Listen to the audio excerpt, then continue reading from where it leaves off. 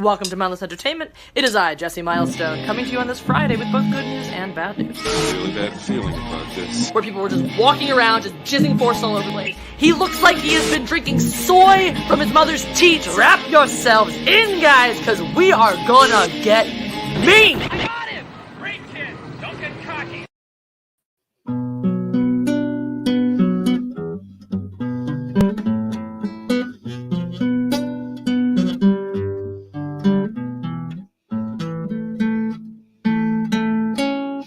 I took a walk around the world to ease my trouble. Oh my God, I totally didn't realize we had started. Hi, everybody. Hey, welcome to the Matriarchy. Here's Anna, the co-host. Hey, I remember that song? Mm-hmm. I totally learned how to play it yesterday, and I was like, oh man, Kryptonite. Yeah! If I go Nice. then will you still call me Superman? Anyway. How are you, Anna? How's Wednesday treating you? I have caffeine withdrawals, so I'm kind of a zombie, but good aside from that. Will we be seeing your face at all this evening? Yeah, but I decided to eat jerky and it's really inappropriate looking, so That's totally reasonable. Well, please stay off camera while you put meat in your mouth, obviously. Hey, and thank you for the super sticker. He sends us his traditional black kitty cat. Thank you so much. Andy was my guest last night over on right here, literally the same place. We call him the Town Horror. He's also my right-hand man in the Mindless Mob. Wonderful dude. So welcome this evening, Andy. Welcome, Doug209. Holocron Library Fox. The James Baker is here, another proud mindless mobster. Baby Outlaw, another very, very senior ranking member of the mob. Disney Senior is here. Welcome, everybody. It's good to see you, Shadow War Child, Dermot McQuaid, Object Racer 21, etc. So yeah, caffeine withdrawal. Lateness is 100,000%. You guys are all probably blaming Anna for being asleep, especially now that you know she has caffeine withdrawal, but it is not in any way her fault. It is mine 1,000% because I don't know how time works. I really just don't. I was in the shower. And then I do my vocal warm-up in the shower every day because, well, I'll tell you the whole sob story in a minute as to why I assiduously do my vocal warm-up every day. And I just made it really hot and steamy, and I was getting cozy in there. And then I just sort of lost track of time for an hour. And then I came back to a message from Anna being like, hey, you coming anytime soon? And I was like, yeah, now would be good. And so I've been putting on my makeup and getting ready. So there you go. Here we are. For once it wasn't my fault. Not even a little bit. It's, to be fair, it's usually at least a combination. Because even when half the time, even if I don't say anything, when Anna's like, I'm running late, I'm like, oh, thank God. So am I. How is he? Thank you so much for the super chat. Man, been so long since I could watch live. Looking forward to it. I am so glad to see you here. It is excellent to have your presence in the chat, my friend. Excellent. Absolutely wonderful. Brilliant. Positively. Reese is here too. I know. Oh, okay. I know that the Eagles lost on Sunday. All right. Allow me, Anna. I know you're half asleep anyway, so by all means, don't wake up on account of me for this part, because afford me a moment of sports ball. You would think that I would be crushed, that I would be the James Baker, bless you. Snipping the scissors is my favorite part of that gift. Thank you, the James Baker. That, by the way, that what I was holding are my dagger scissors from the James Baker. And yeah, this is like the most satisfying part of them. It's just that. Is that not excellent? Edward Scissorhands. Speaking of Edward Scissorhands, by the way, next Thursday on 1/7 Live, I'm bringing back Jesse Saberhands. I'm going to strap sabers to my hands and make the bed. So you don't want to miss that. That's gonna. Good luck. Right. I wrapped Christmas presents last month, so I actually did better than I thought I would. So now I have this God complex about what I can do with saber hands. So watch me fail. Where was I with my story? Oh, yes, sports ball o'clock. So you'd think I would be crushed after watching the Eagles' devastating loss to the Tampa Bay Buccaneers. And here's the thing about why that loss is so very crushing. Because we would have had no problem losing to the Bucs on our own, with or without Golden Boy Tom Brady at their helm. They have built a superior team than we have right now. We are kind of in shambles. There's no question about that. We were the 7th seed for a reason, for a good reason. And so we would have easily and gladly lost that game all of our own power. Unfortunately, we were not given the opportunity to do so, because before we could demonstrate how utterly, woefully underprepared Nick Sirianni, Jalen Hurts, and the rest of the Birds were for the playoffs this year, the referees decided to make damn sure that we would never see the divisional round. So thank you, Boys in Stripes. You guys are under fire for a lot of things this weekend, that being one of them. The referee's also under fire. One of them, I think, resigned, actually, because he blew the whistle early when he thought the Bengals quarterback had stepped out of bounds, thus what would have invalidated an otherwise good touchdown catch. And then the other team, of course, saying, well, yes, we stopped playing when we heard the whistle. But then the refs coming out and bafflingly deciding the easiest way to explain this away is for the referee to say, the whistle was clearly blown after the touchdown catch was made, even though national TV demonstrates the complete opposite. So that happened. But the other referee blunder of the weekend is the very reason why I'm not nearly as broken up by the Eagles' crushing, brutal steal of a defeat, which, once again, they would have done on their own. Thank you. But they did have help. Because the way the Cowboys game ended was by far the most spectacular. Should Pancake get off that table? Do not knock things down. The Cowboys had an opportunity at the end of the game to come back and win. They were down by a mere 6 points. So a clean 7. That's a touchdown. Kicking the extra point seals the deal. Done. Cowboys win, get one of their only playoff wins from the past handful of decades, and since their reign as the Super Bowl dynasty of the 90s, they have seen the NFC Championship game 0 times. They have only scraped together 2, 3 maybe playoff wins, and most of them coming very, very recently. Ha! Suck it, baby outlaw. And so some people thought this was the year that for sure the Cowboys would win in the wild card round after how dominant they had been in the regular season. Shit, Pancake, get down! Do not knock that box off the table. Get down. Anyway, they thought there's no shit, Pancake. Get down. Can you find me a spray bottle so I can defend myself against him? Oh, here, I got it already. Shit, Pancake. It's got the range, buddy. Weapons. Defense mechanisms. Anyway. Where was I? Tell you what. So now I, however, had the privilege of watching the Niners play in there, and even though they failed to beat the Rams, I did have the chance to see the quality of team that they were, and so I felt very confident that they could put the Cowboys in their place, which they did full well for most of that game. It was not until the end, the fourth quarter, that the Cowboys mount their little comeback and get within the 6 points of victory, and due to some fuckery, get the ball back with about 40 seconds left on the clock, no timeouts. So the way it works is they have to get out of bounds after each play in order to stop the clock. Otherwise, they have the option, if they can get to the line, if they spike the ball, as which counts as an incomplete pass, it'll stop the clock as well. But that takes a long time off the clock. So you really want to just move the ball down the sidelines and then try to take a shot at the end zone. So we're up to the 40-yard line, and there's 18 seconds on the clock, or 14 seconds on the clock, rather. And it seems like Hail Mary o'clock. It seems like the time you run your guys to the end zone, 1, maybe 2. If you're really lucky, 3 times, take a shot at the end zone, try to get that touchdown pass. If you're really, really extra lucky, another chunk 20-yard play down the side to then, be able to take an easier pass at the end zone.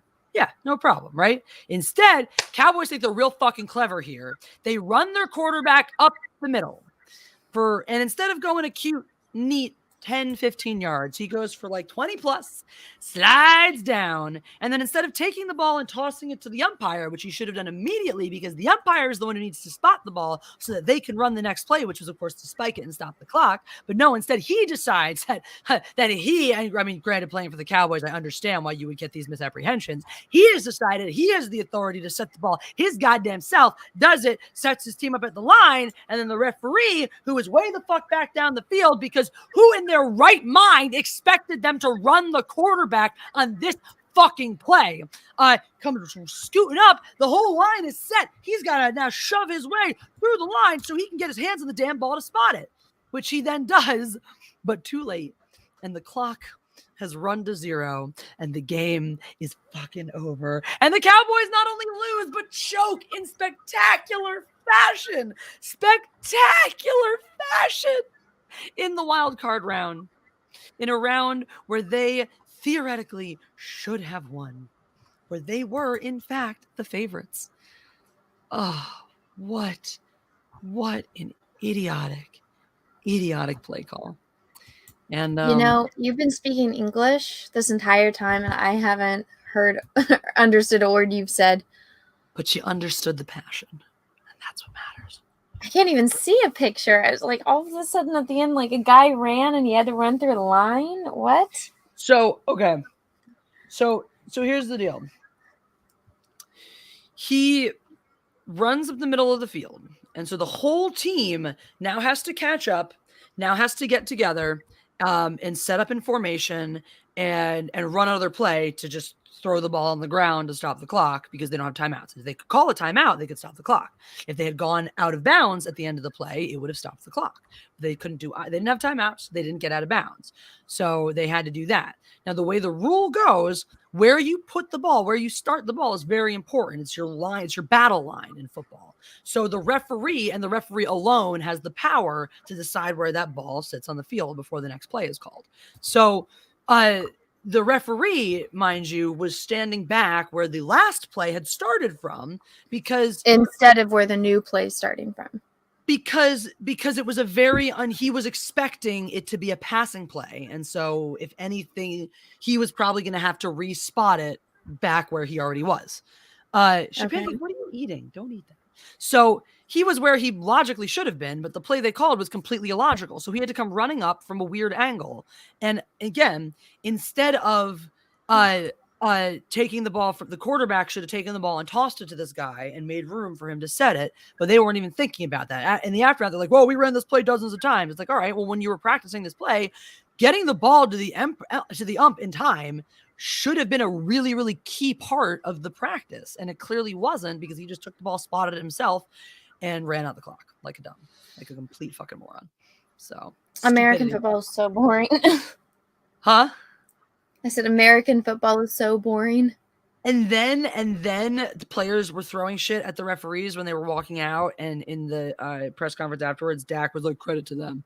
And now he's in trouble for being a douchebag. Everyone's like, that's not Dak. He's the picture of gentlemanliness. I'm like, you know what? He's been a Cowboy for too long. You be a Cowboy for that many years, you're bound to go sour. It's just how it happens. That's sports ball news. I'm just waiting on Portugal to play Italy for the qualifications for World Cup. That's going to be an intense fucking game, and I'm ready for it. Are you a screamer? Am I what? Are you a screamer when it comes to the games? Fuck yeah, I was just about to say, you've never seen me like go crazy at a sporting event. We should compare footage and see who's worse. Because I'm just mad. There was this great like English pub that was kind of close to me that would play World Cup, and I took the Munchkin there last World Cup, and I was mad, but I did feel bad for the waitress. Just she forgot our food, and so like the Munchkin was so hungry, and I'm like, you know what? It's one thing to forget my food because you got a packed place, everyone's here watching the World Cup, but you forgot the kids' food. I'm like that's one that I'm like, really, lady? And like she apologized and she said she was going to take it off our tab, and she didn't. And so I just paid it and left. But they actually went out of business because of all the COVID stuff. So now there's only one in whatchamacallit? There's only one in Fullerton, I think now. Huh. Well, but I'm like, well, I'm just like, I was talking about this with Peaches. I'm like, should I just like call my, I don't know, some kind of service and see if I can get one of the channels that'll play it? But the thing is, I like listening to the World Cup in Spanish, not in English, because it's much more fun to listen to Spanish commentators as compared to old British commentators. That they just don't do a good job. Hey, heavily reasonable. I don't blame you for that for a sec. Go where the fun is, dude.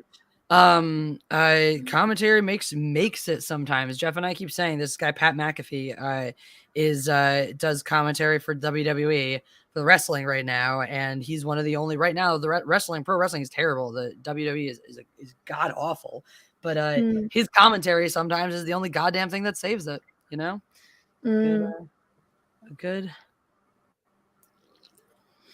The right track. The right narrative. Trust me, I've wanted to throw things at the television for the garbage ass and the heavily biased NFL commentary. I mentioned the NFL's biased, incredibly biased, and I hate it. Anyway, oh my God, Andy, thank you for the super chat. I can't wait for that As Uche comic book, Jesse. We were playing Mad Libs last night on my channel, and it was the story of how my mom and dad met in detention, except because of the names that got inserted, mom and dad were Az and Uche. Except because of the way the words of the story went, it wasn't exactly mom and dad. It was my dad and my rapist. And so it got real dark real fast. And I believe Uche was described as a butt plug at one point. So, and then it was determined after we read this that this should be my first comic that I should try to draw. Yeah. I don't know if you'd be able to get that by on Indiegogo. They're pretty strict about certain things. Oh no, we're very sure that this is not going to be an Indiegogo project. We are very certain it will not fly on Indiegogo at all. Yeah, Andy, I'll see if EVS wants to do the cover. That's what I'll ask if EVS wants to if he'll give me a friends and family discount on the cover, or if Jeff can help me pay his rate, because I'm poor. But there you go. PJ's bigger. Anna's silence, lol. Yeah, I mean, look, it was an event, but as the rule is if it happens in Mad Libs, Mad canon, which is why women are now also referred to as Cosby cocktails in this channel, and playing assholes is a regular turn of phrase, and our favorite French phrase is knob goblin. So there you go. I've been sitting on the stack of Henry Cavill blankets. That just needs to be its own sound clip, its own sound bite right there. I've been sitting on the stack of Henry Cavill blankets. Stack of Henry Cavill blankets, right? That's its own gem. Well, I've been wondering. I'm like, why is it so hot? Like, I know I'm always cold, but I don't know. Just like the back of my legs, it's just been like really, really warm, and so it's because I've been sitting on like a stack of blankets, and I realized I was cleaning up in here. And I guess I must have just set them on my chair, and I didn't realize that I've just been sitting on a giant stack of blankets. Henry's been keeping you very, very warm and toasty, unsurprisingly. He has. Wow, shocking that it's Henry keeping you warm, right? I want to point out that was you, in fact, bringing up Mr. Cavill. So that was in reference to blankets. But yes, you're right. That's the first time that I have brought it up in a long time. There you go. It's like the X days without an accident. You got to reset your counter. Days without being the one to bring up Henry Cavill. Well, I didn't. It was just people kept giving me shit because they're like, Anna, all you talk about is Henry Cavill. And I'm like, I never bring him up. Everyone else does. And so now I'm like super aware of it. And I guess this time I wasn't because I wasn't thinking. I'm like, I should have just said a stack of blankets. I was more specific on the type of blankets. I guess so. There you go. No, I hears that. That's like how everyone, people around me are like, hey, tell us about fencing. And I start talking about fencing and everyone tunes out because like, wow, this is boring. And I'm like, yeah, but you asked. So I'm always like, when you want to ask me like actual art questions, and then I'm like, all right, you guys, because usually the question or the answer that they want isn't the actual answer to the question that they're asking. And so when they ask you a question, I'm sure the same thing with fencing, it's like they're probably asking like a really simple question, like, oh, like what kind of sword do you use? But the way that they phrase it, it's like, what kind of sword works best for you or something. And so you go in depth detail explaining why you use this specific type of sword or saber. And then they're like, I didn't care about any of that. I just wanted to know the brand. Exactly. They're just like, what's I feel like that always happens. Exactly. I'm at the point where I'm just like, ask me specifically what you want to know.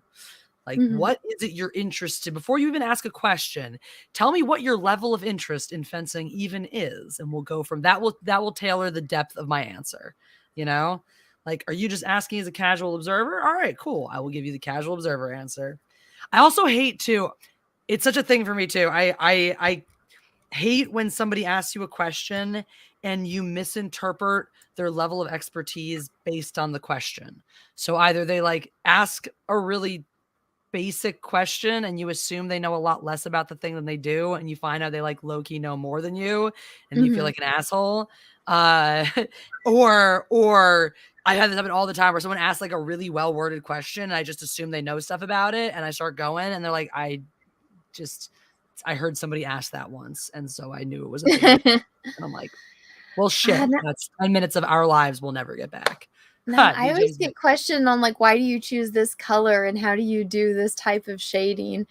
And it drives me crazy because it's like I'm so used to technical terms. So they're like, oh, I like the way you do shading. And I'm like, you mean rendering? You like the way I render it? It's just like my little irritation. Like, I'm sure like how I was just talking about swords, and then I remember you said that it's sabers, and I'm like, so I've been using like the wrong technical terms. But somebody will actually throw me a loop and they'll ask me something and they'll use all technical terms, and the same thing as you know, like, oh, okay, you know. And then I start explaining back and they're like, I have no idea what you just said. Yep, all the fucking time. And it's maddening. And then it just puts you in an awkward place. You're like, and where do we go from here? Because now I feel like I need to assess your level of knowledge, but I feel like an absolute douchebag doing it. So yeah, no kidding. Have you seen Starship Troopers? A long time ago. I saw it finally a few days ago, and I really, really enjoyed it. So we were talking about that. What'd you think of all the aliens? It was very graphic. So Jeff got it on 4K on disc because he had heard that it was one of the nicest looking 4K discs, and it is spectacular. You get to watch people get cut in half in great detail.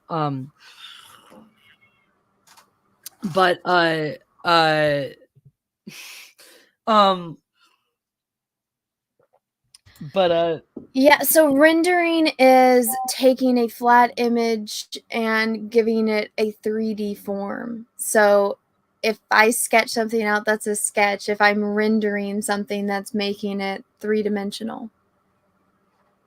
So yeah, when people say shading, I'm like, I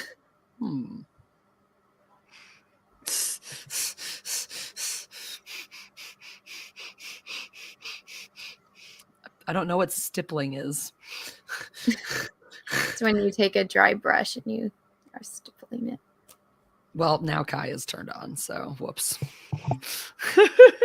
That was not our intention. We're sorry, Kai. We didn't mean to make you frustrated on this Wednesday evening. Yeah, same thing as 3D graphics. Yes, surprisingly, 3D came around because of realism in art. And so when you have sculptors in real life, and then you have artists in real life, and then they make a technical program for you to do 3D sculpting or rendering on, they use all of the terms that are still used in art. Funny how that works.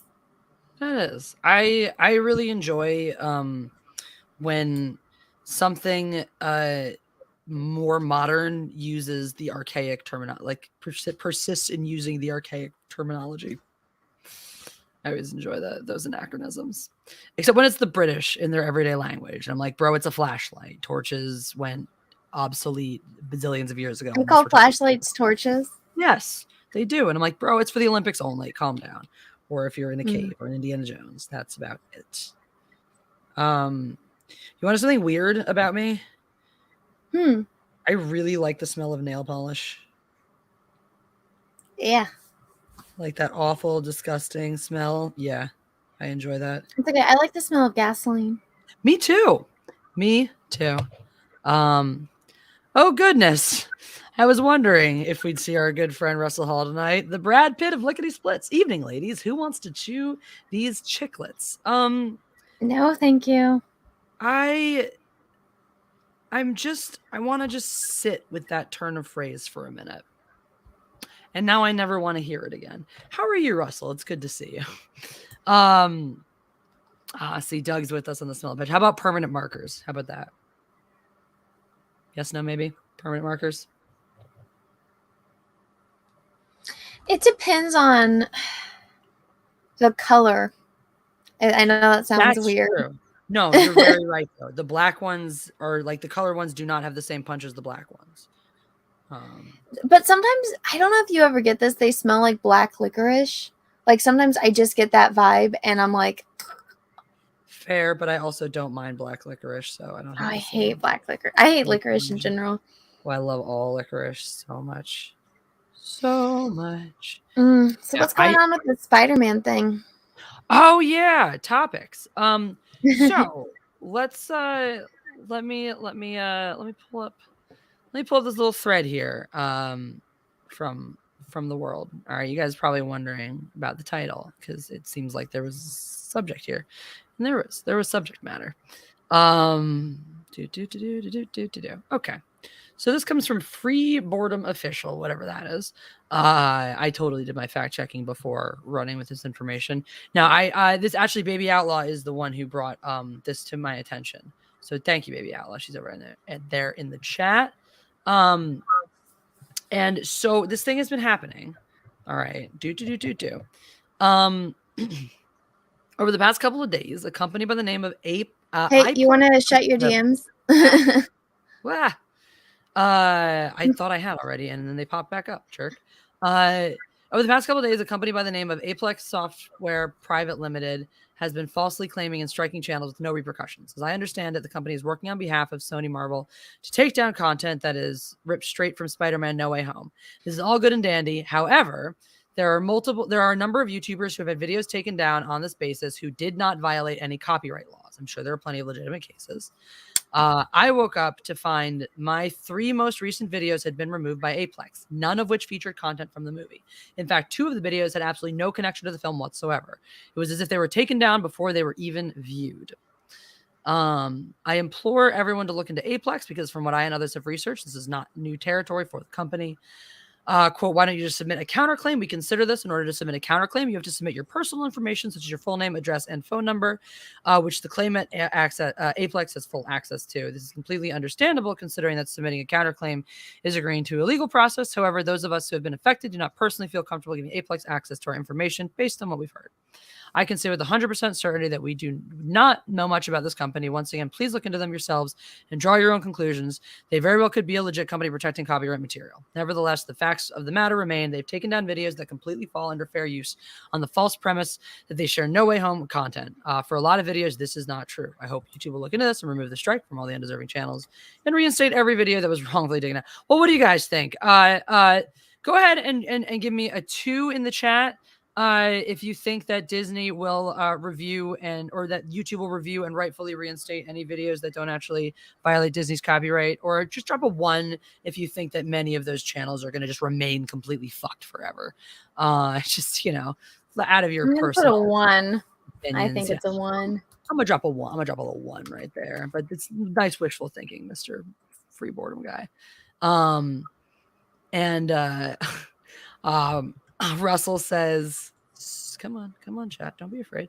Oh, come on. I don't bite. I just nibble around the edges a little like a squirrel, like a sexy, sexy squirrel. I've never heard of a sexy squirrel before, but I think the closest I've seen to an attempt was when the female squirrel was trying to seduce the boy who turned into a squirrel in The Sword in the Stone in that one scene. So that happened. Yeah, Disney Senior. Of course, I'm not removing those claims. The mouse has spoken. Yep, they're the ones. So that didn't take long. Yeah, let me find my phone because I think Sweet Pea sent with Baby Outlaw sent me something else as well.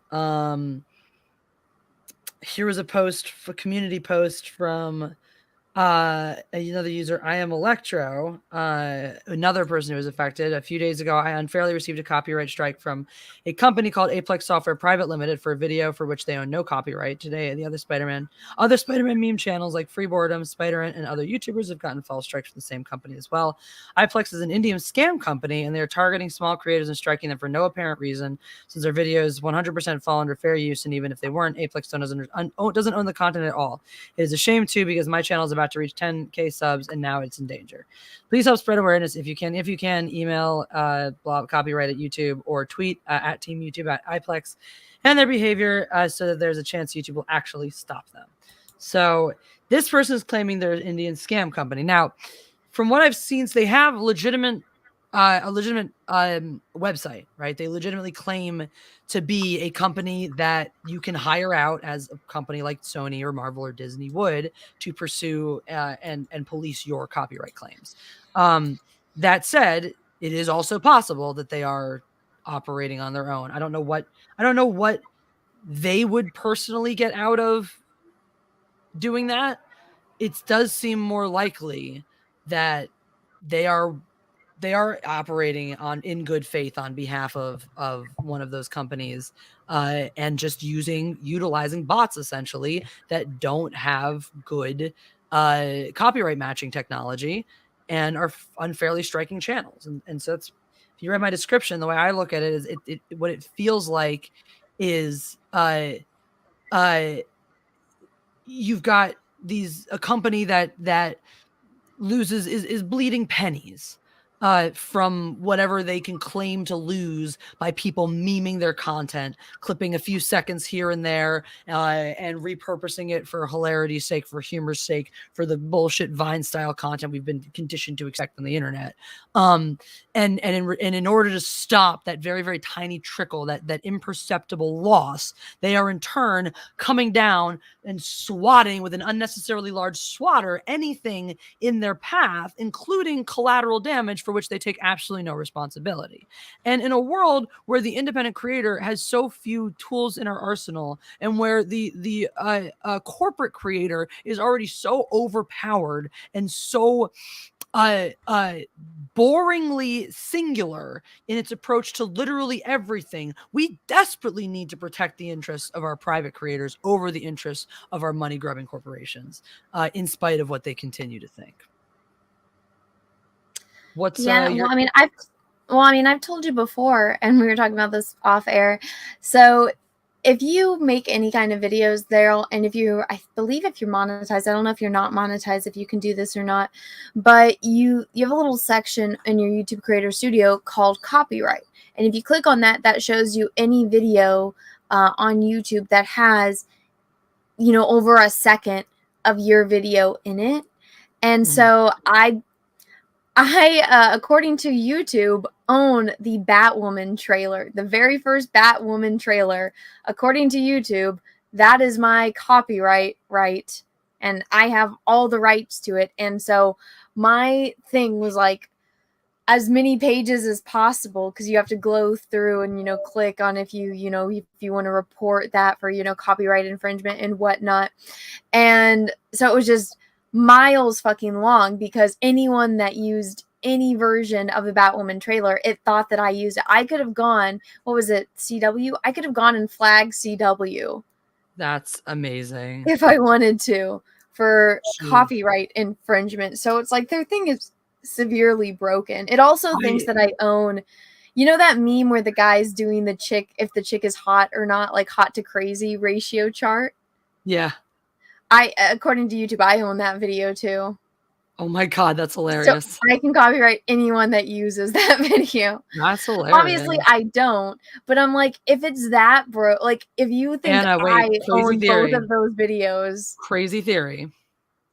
The person who originally came up with the hot to crazy thing wrote it about you. And so their terms of licensing it for this video was that it had to be credited back to you somehow. Well, apparently yeah. I get credit for the Batwoman trailer and the hot to not, or the hot to crazy ratio.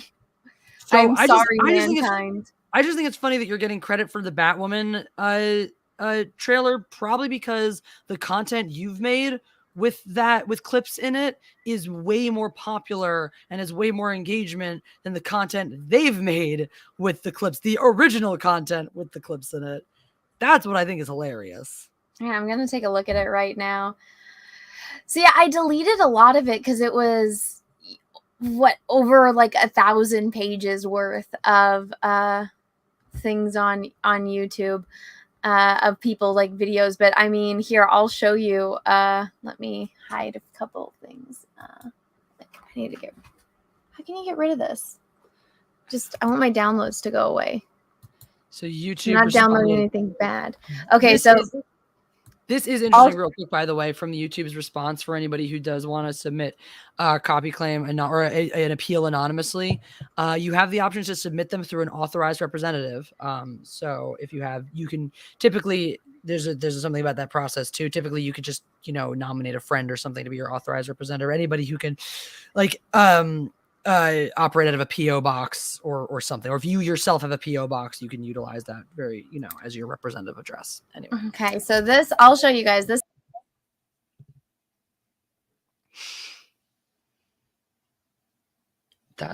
Oh wait, sorry. I don't know why. Okay, I didn't mean to remove you. Okay, so here, everyone, this is like my video that Jeremy used when he first met me. I didn't know that he was re-uploading my entire video. There was a miscommunication there, but I don't really care. And then, so here's the Batwoman trailer. Well, I guess this is Batwoman Season 3, Episode 1. I never did anything with Batwoman Season 3, Episode 1 that I'm aware of. But so here's the Batwoman trailer. Here's the guy doing the hot or not. This person is a terrible human being. They literally just stole my video. And the title is Bad Karma. Anna, aka that Star Wars girl's sister, died because she's mean to Brie Larson. So this person, there's a special place in hell for them. But as you see, I haven't flagged them because they just took my video. I think that they're talking over it. I didn't listen to it. I really don't want any association with that person. But as you guys can see, it's like, here's that video, here's Batwoman, here's Batwoman, and it goes on and on and on. So that's just how you can see the copyright. So there was only 2 in there that were actual, I guess, technically copyright infringements. Yeah. But yeah. A broken system. The rest is just evidence of. Oh, you want evidence of a broken system? I have a screenshot of my video that I put up. I think the most recent one. A screenshot that said I had 5 comments and I counted 6. Oh. That was a weird discrepancy. That was a strange discrepancy. Stuff like that all the time, though. I get different ones. I've never had a comment and the thing is, it stayed like that. I've gotten ones that correct very quickly, like they're just immediate glitches that correct itself. That one stayed frozen like that for like 5-10 minutes. So that's why it was weird, because I was like, oh, I think basically, so I think that YouTube freezes all my videos after the first like couple minutes, within the first hour. At some point, they put a few minute hold on it that effectively kills its momentum. And so I think they got caught. Basically, they threw their 5-minute hold on right when a glitch happened to happen, and so it froze the glitch for those 5 minutes as well. That's what I think happened. I just found this video that was flagged for copyright. It's a guy doing a reaction to my transformation. That's hilarious. That's cute. I didn't know that people did reactions to that. That's cool. That's nice. I love that. That's awesome. Annie McCallum says Russell is busting his nuts right now. Well played. Russell says, play your cards right and you can see my sexy squirrel. How do I play my cards so that I never see your sexy squirrel? And by right, I mean way far left, obviously. Well, I mean, okay, that's fair. That's reasonable. comment countings are off all the time. Really, I've never seen comment countings off. I mean, on bigger videos maybe, but I've never personally had that problem. It's certainly not early on, and certainly not when that gets frozen like that. But I have so many fun anomalies. Oh, I could write a fucking essay on why my channel is proof that YouTube is a bunch of lying sacks of shit that all need to be fired. But you know, fun things. So yeah, I mean, this basically, it's like this is Marvel playing the role of Boulder Boy, being mundane Matt out here on YouTube. Like, it wasn't classy when a nobody was doing it to people to fuck with them because he was insecure. It's way less classy when some giganto corporation is doing it. I mean, and this also, by the way, like, we're talking about things like this coming out at the same time that you have Microsoft somehow flaunting any type of monopoly laws and acquiring, like buying up the gaming industry. And if you look around, I mean, you have that. There's no way Disney should have been able to amass as many smaller production companies as they did. You have the regulations on our free market failing one by one, and in their wake, you have the collapse of the free market behind it. I mean, it's not uncorrelated that inflation is rising up behind the consolidation of these massive companies on every level of our economy. You know, you squeeze out the middleman, you squeeze out the small business owner, and ultimately that's what you have. You have a plutocracy. You have a nation governed by the money, people who have the most money, and they are not interested in redistributing that wealth, which is what a free market is intended to do. Capitalism. Well, I mean, don't we have laws against like monopolies and stuff like that? They have failed us. I know, because I'm like, just when Disney bought Lucasfilm, like, aside from all the Star Wars stuff, I'm like, and then they're buying Fox, and then they're buying everything. I'm like, they shouldn't be able to do that. Like, that just creates a monopoly, which is what we have now. Isn't that exactly what happened to like XM radio? That it used to be good, and that you used to hear all these songs, and now that's why everyone has to listen to Taylor Swift 24/7. Is because all of the radios are owned by the same company, so they only play the music they want you to hear. Exactly. You go to the store and notice that all of the major laundry detergent brands are priced the exact same price. Their sales are the exact same. Everything per ounce is the same. It's because it's the same fucking parent company. It's all made in the same damn factory, and they are only competing with themselves. No, it's. And there are countless political analysts who will tell you that our monopoly, our trust laws have failed, that they should have prevented many of these acquisitions, many of these mergers over the past several years, and they just didn't. Partially because our government has interests in the corporate sector, because the people whose jobs it is to pass the laws to stop this shit from happening are personally invested in the outcomes, are personally invested in allowing it to go forward. I mean, it's just absurd. They're trying to say that like Congress people should be allowed to trade in the market like anybody else. Like, bro, not only do you have insider information, you actively pass policies that influence the shape of the market. And now we want to say that it's totally fine for you to benefit financially off of those decisions. How corrupt are we going to allow a public service to get before we realize that all we are doing is furthering a plutocracy? And in a plutocracy, most of us don't get paid. So you never get paid enough. Yeah, right? Seriously. I'm down here waiting for my handout. Not really. I don't even want a handout. I just want to know that if I work my fair share and I put X amount of effort, time, care, concern, skill, expertise in, that I'm going to get my fair due back. That there's not going to be somebody above me taking it away from me just because they think they can. And that's the fucking world we live in. And again, it's just this lack of understanding. So many people are like, oh, you hate freedom. You want No, I believe in the free market. We aren't living in that. It's so funny to me that some of the people who are so afraid of communism are promoting some of the systems that are creating a more singularized approach to the economy and the government than policies that actually preserve a free market. Because when you have that, when you have monopolies at every level, you don't have freedom. You don't have a free economy. You have one company who dictates, which is what we're already seeing in our media. One company that dictates what all the trends are. One company that dictates what we pay for certain things. One company that dictates the singular standard for the quality of every single variation of that product. That is communism. That didn't fucking work out great for Eastern Germany, East Berlin. Just fucking ask them. Or I've been there. I've been there and I've touched the wall. Wild, isn't there it? was this one, like, they have like stories of how like people that were on the east side and how they had to try to escape.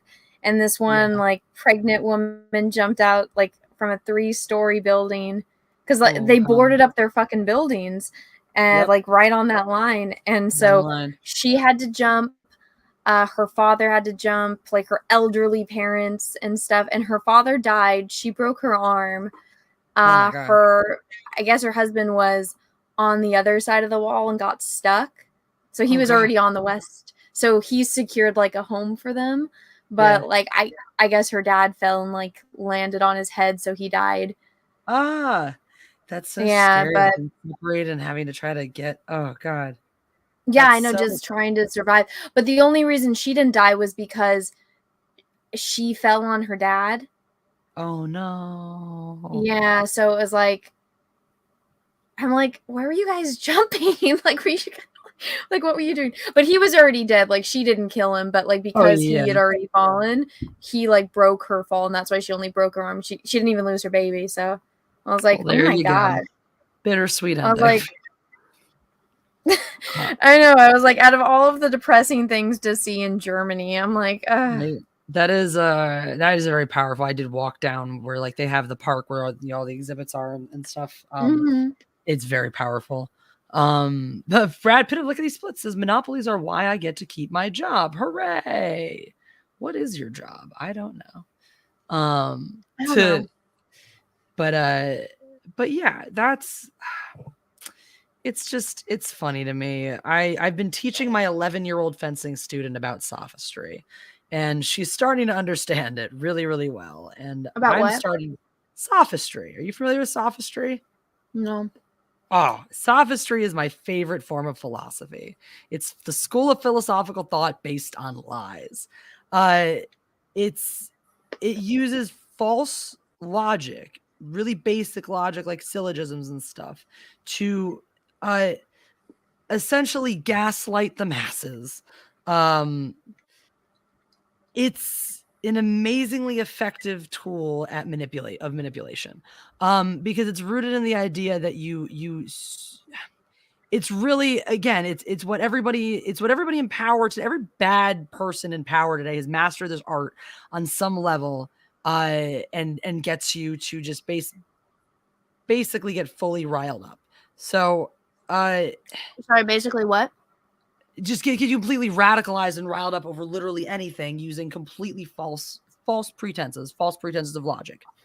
I mean, classic example is the right and the left, right? So you have, I always talk about it. The reason why nobody cares about the Jews right now, right, is because on the right, they are pro-Israel. That's a cause on the right side of politics, is pro-Israel. Okay, pause. I've been wanting to talk to you about this. Just remember, I have a question about, I need to talk to you about Orthodox Jews, vaccine mandates, Joe Rogan podcast. Okay, now go explain your story, then I will ask you my question about that. Gotcha. But remember, because I'll forget. Will do.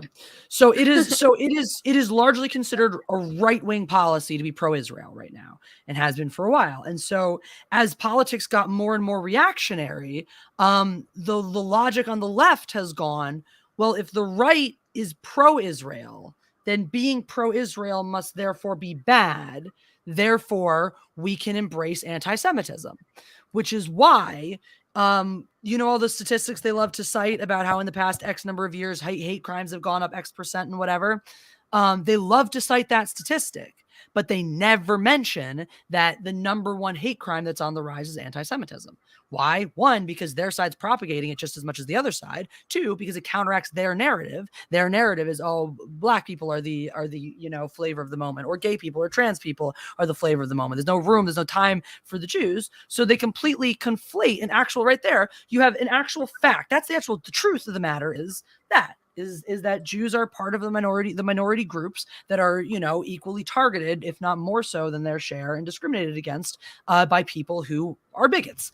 But they don't want to, that reality flies in the face of their sophistry, which says that anything that the right believes is evil. Therefore, if the right is pro-Israel, the right must be pro-Jewish. Therefore, we must be anti-Jewish. And that tracks very logically until you take a step back and realize that you're just being pig-headed and blind. But that's kind of sophistry 101. In fencing also all the time, when we talk about like really, really basic thing in sports. People tend to think, I didn't get there fast enough, I have to go faster. And so they keep going faster and they keep messing up more. When the problem is that they're actually rushing. It's not about how fast they're going, but they're actually rushing through the motions of whatever it is they're supposed to be doing. But then they keep punishing themselves by thinking, I'm not going fast enough. But the faster they go, the more they're rushing, the more they're messing up. And it's not till they step back and realize, I'm not taking my time through each of the motions, each piece of the mechanics. And once I actually take my time, I realize I don't have to go so fast. I don't have to rush. And now it becomes easy. That's like, but until we take that step back, when you sit in the sophistry, in that line of thought, it's so convincing. It's so compelling. There's nothing to convince you that that's not the 100% truth. And so many of the rulers in our world today have become masters of peddling sophistry, which is why they're so dangerous, because they wield that tool to their followers and convince their followers of their absolute justness. They convince they use things that sound like unshakably compelling logic to prove their point. And in the face of unshakably compelling logic, people will do almost anything.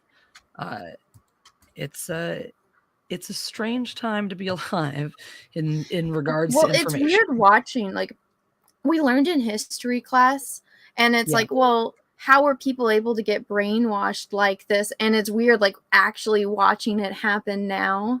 In real time. It's terrifying. And I mean... and it's even worse because it's like right now it's like I'm afraid to talk about it because I don't want to get your channel in trouble. And just how if you literally cite things from, well, like right now, okay, we got the plague going on, so if you cite the CDC's website, your channel will get taken down and you'll get a strike. If you cite actual valid sources, your channel will get taken down. You'll get a strike. If I was about to say what I was about to say, you probably would have gotten your channel struck. Just over an opinion that I have based on observations in real life. And so it's like, yeah, you're not allowed to have an opinion. Opinions are invalid. Oh no, it's just crazy seeing that, because I mean, I'm not really familiar with the Israel or is it Palestine? Yeah.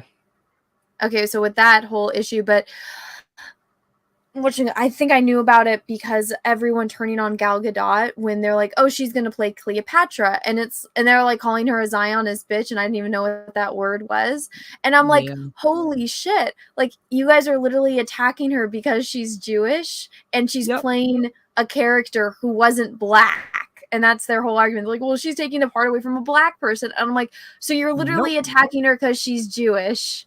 And I'm like, do you not know who I mean, let's go back to the 40s. I already know what side you'd be on. Like, Jesus fucking Christ, people. Like, if you can't, and part of the problem is, I think it's because there's a bunch of teenagers online that just believe what they're told, which is weird. Because I'm like, aren't teenagers supposed to be the rebellious ones that are like, no, fuck this, fuck that, fuck the government, fuck the CDC, fuck our politicians, fuck all of these people because I'm a teenager and I'm rebellious, fuck authority. But no, it's like, let's blindly follow anyone with a blue check mark on Twitter. And I'm like, maybe, Jesus. I mean, maybe that's the joke of our generation, right? I mean, that joke has been played out before, right? Where it's like, oh, how do you get your kids to be good? Well, you just be the cool parents who drink and smoke and have tattoos and do all that stuff. And then your kids will think that's horribly lame and they won't do it. And okay, well, I guess that worked because we're the free generation. We're the generation of, single parents and young divorcees and, parents who still want to be kids themselves and want to be buddies with their kids and all that shit. And so we're the generation of fun parents whose, kids then behind them are like, we want some structure. And so are ready to be duped and follow any fucking moron with a microphone. Well, you know what I think? Also, it's like, I remember before the internet. I'm sure you do as well. And so, you and I, we didn't grow up with an iPhone, right? Like, I feel like the first phone I ever got was like a Samsung flip phone, and then I got the slide up phone. So, like back when texting cost money per text, right? Yep. And so it's like you and I we still have experience living in the real world and not having social media. My sisters don't remember that. My sisters were too young. Like my sister Emily, like she's never not known what MySpace or Facebook was. Like she doesn't have a memory of that not existing. And so that revolutionized our world. Well, it was so bizarre because Emily wasn't born when my grandma was still alive. Like my mom was still pregnant with Emily, but Ellen was. And so I remember like talking about how I missed like my grandma, and Ellen, I thought, I'm like, well, you were alive, you were there, but she has no memory of our grandma. Right. And so I'm like, how do you not remember her? You were there, but I mean, she was too young to remember. Yeah. But I don't know. I have most of my memories are from like very early childhood. Like I have memories before I could even talk, but I kind of blocked out a lot of my memory once I get around 5, because that's when like shit's started getting bad between like my parents and life and stuff. So I think I focus so much on my early childhood because that's when things were good. Yeah, makes sense. And so I'm able to remember those things. But it was weird, like the one time when I learned that my sister didn't remember our grandma, and I'm like, how do you not remember that? And then what was it? I was talking about something about how there used to be this vampire game that I used to play on MySpace. Wait, but it was like dress up. It was like dress up, but with like vampires and stuff. And so it was like this cool little app, and I used to play it all the time, and you could battle other people. And it was kind of like Hearthstone, like you have the cards, but you were able to dress up your vampires. And I think I played this game. Well, my sister was teasing me. She's like, remember that stupid vampire game you used to play? And I was like, yeah, I remember like finding out that they made that and how cool it was. And we just got on the topic of like her not remembering it not being there. Wow. You know, because I know I've seen every episode of Dragon Ball Z. Like, I remember when I was a kid, I remember watching it with my friends and us talking about it and having like some bootleg toys from like the 99-cent store. And so I know I've seen every episode of Dragon Ball Z, but I have no memory of it really, except for knowing that I've watched it. Yeah. And so that's kind of how like her and my other sister are, where they just have no memory of it not being there, of not having the internet. Like, do you remember when you had to take your phone off and you couldn't use the phone and the computer at the same time if you wanted to use the internet? Yep. And if you made the mistake of picking up the phone when someone was on the internet, you were greeted with those horrible sounds screaming in your ear. Yep. Oh yeah. But this new generation that is just so easily manipulated is because they believe anything that's online. Yep. And it blows my mind. They have no appreciation for the labor of knowledge. Knowledge never has been a labor for them. They don't understand what it means.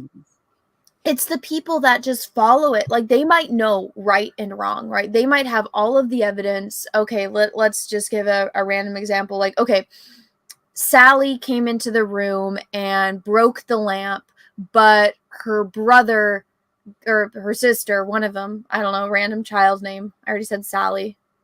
Sam. Okay. Her brother Sam came in the room and he got blamed for breaking the lamp because it was one of those if you look at it from this angle, it looks like he did it, like an optical illusion.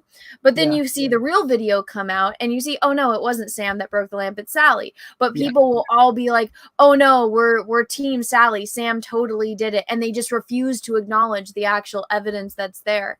I watched this happen with one of my old coworkers. She's actually a really nice person, but she got popular on TikTok.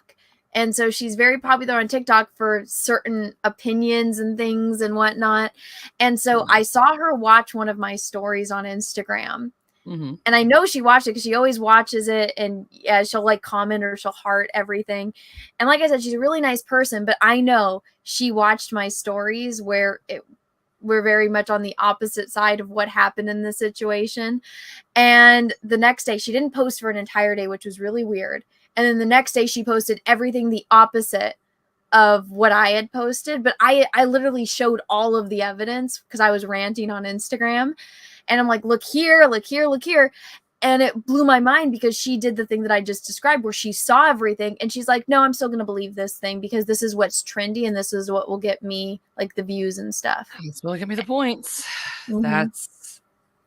I have actually gotten there with a lot of people, including my family members, where I'm like, let's have a discussion about how you're thinking about this in too extreme of a way and that the truth is always somewhere in the middle.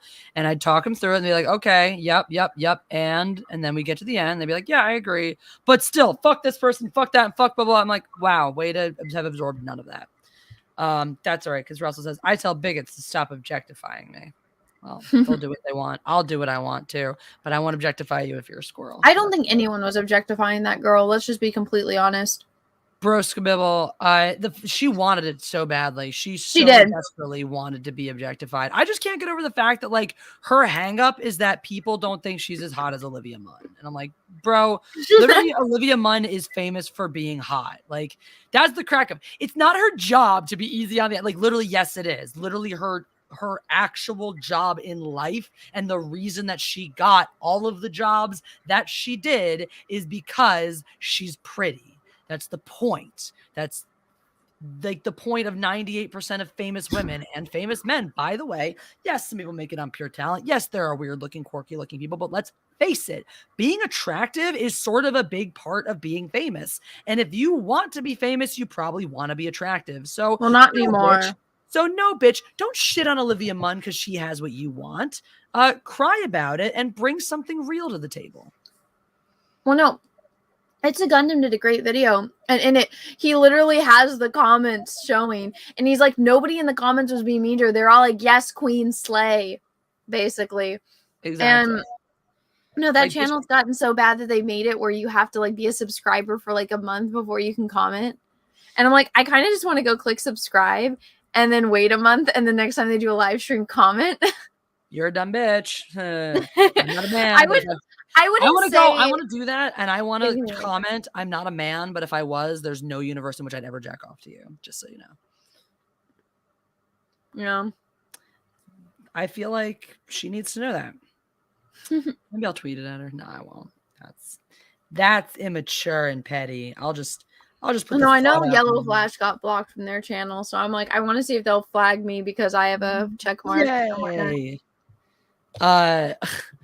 But I'm the Brad Pitt of Gash Gobblers.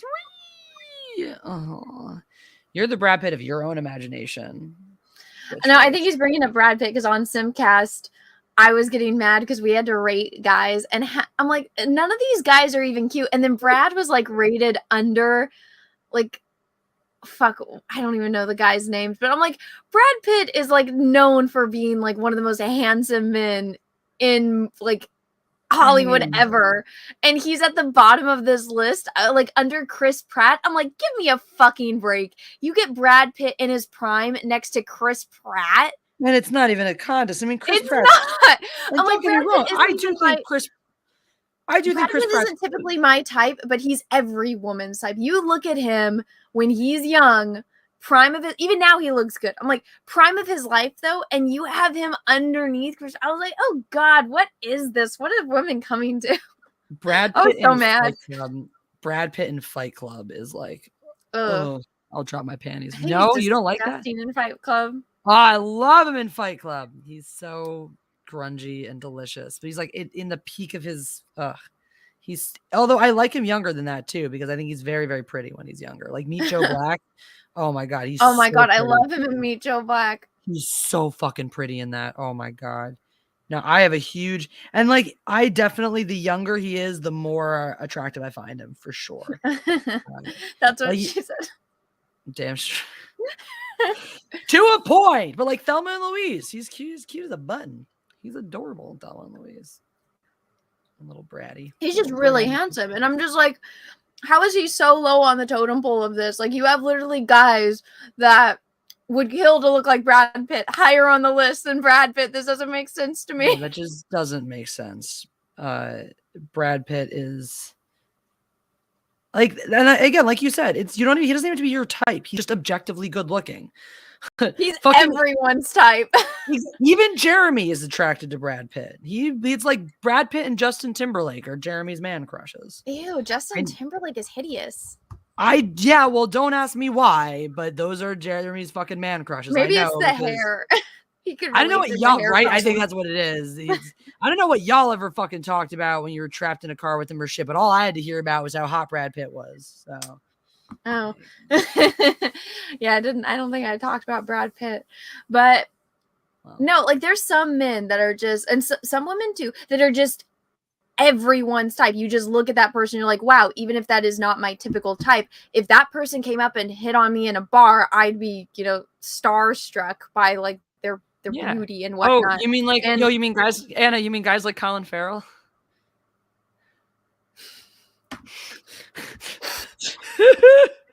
I was really drunk and I didn't realize it was him. I wasn't sure. Oh man, I make really bad decisions. What a missed opportunity. God damn. No. Because that's one you and I can agree on, I think. Oh, Colin Farrell, yeah. Oh. But to be fair, he wasn't looking like his best. I think Colin Farrell looks better with shorter hair personally.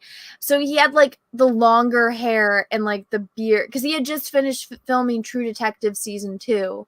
And so he wasn't in the best shape, and his hair and his facial hair didn't look to top notch. That's why I was like, I don't think it's him. I think I'm just really drunk. And I even asked my friend, I'm like, do you think that's Colin Farrell? And he was like, it might be. But he was drunk too, and I'm like, God damn it. Well, missed opportunities are missed. Did he have a heavy Irish accent? Everyone there had an Irish accent. I mean, that's what happens. Surrounded by my Irish friends, and the guy that I was seeing at the time was Irish as well, which is why I have a bad taste in my mouth about the Irish men in that sense. They're super fun to party with, but don't date them. I never dated missed opportunity. I made out with an Irishman, but I don't think I ever dated one or like got it on with one. I messed up my nail. Trying to make my nails pretty. Because I don't know. I got a fancy nail hardener. I'm just gonna rehab them. Now that we talked about, now let me ask you my question. So I was watching the Joe Rogan podcast because the guy that created the mRNA technology for the plague thing. Plague jab. Yeah. Whatever I can say on YouTube now.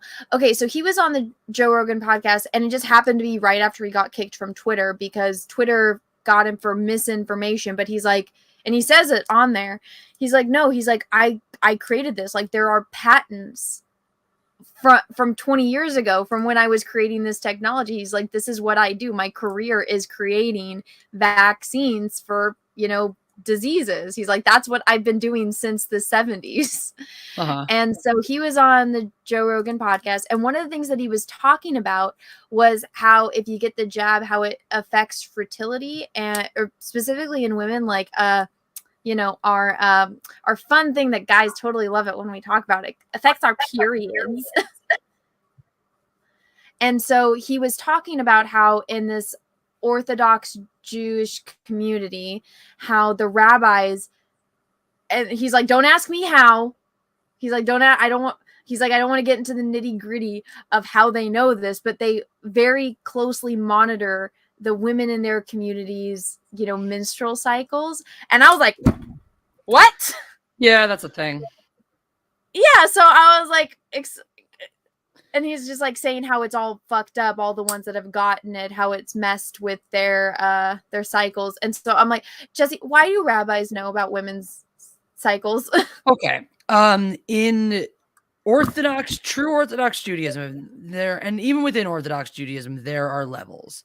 At the highest level of Orthodoxy, there is a ritual for everything, and everything is prescribed. At the highest level of Jewish observance, you are supposed to sit down, to put on your socks and shoes, and put on your right sock, and then put on your left sock, and then put on your right shoe, and then put on your left shoe, and then tie your right shoe, and then tie your left shoe.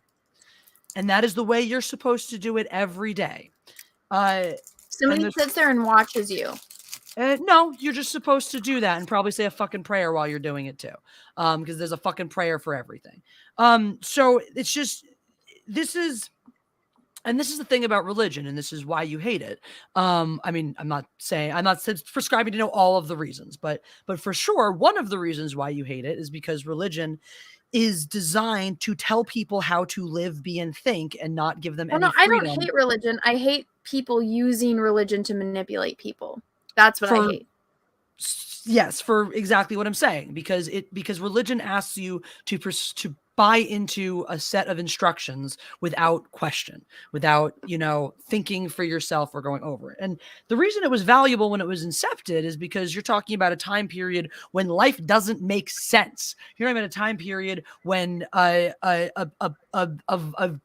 something as extreme as the common cold would have caused 12,000 times more devastation than the right now, because of, medicine at the time and people's understanding of that, and you get a paper cut and die of an infection or have to get your finger cut off. That's where, health and shit, that's where life, that's where the randomness of existence lived at the time when religion was incepted. And so having incredibly prescriptive things, here's how you do literally everything from sun up to sundown, and here's who you give thanks to for the fact that you're still fucking breathing, brought people comfort. It gave you a reason to get out of bed in the morning. It told you what to do next when something happened that you didn't have a guidebook for.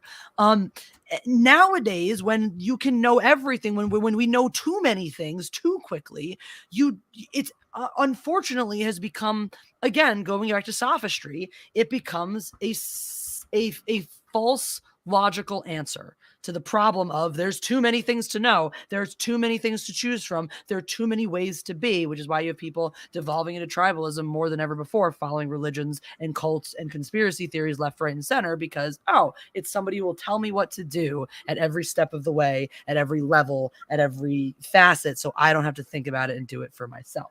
And where this applies to your question is that for some fucking reason, there's a ritual around the menstrual cycle. And during a woman's, unlike in Tibet, where you have to go live in a shack in the middle of no matter what the weather is, at which point a mother and her kids died that way because of some asshole observing that in Tibet a few years ago.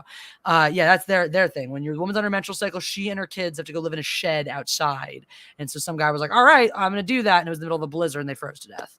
So that was smart. Anyway, no, in Judaism, there's like a special bath, like a bathing, cleansing ritual. It's actually weirdly, shockingly, even way back when, Jews were learning a little bit more about medicine, about how to be doctors than everyone else. And so things like our laws of being kosher, pork,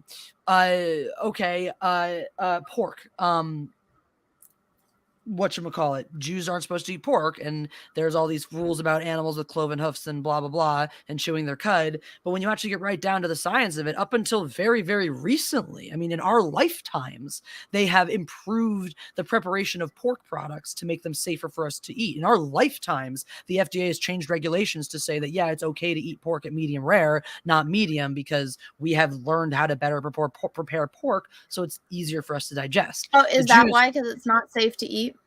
The Jews had figured that shit out a bazillion years ago. This shit's whatever. No shellfish. Shellfish were considered a dirty fish. They eat the excrement of other fish. And again, times when understanding how to properly clean and prepare the food weren't known.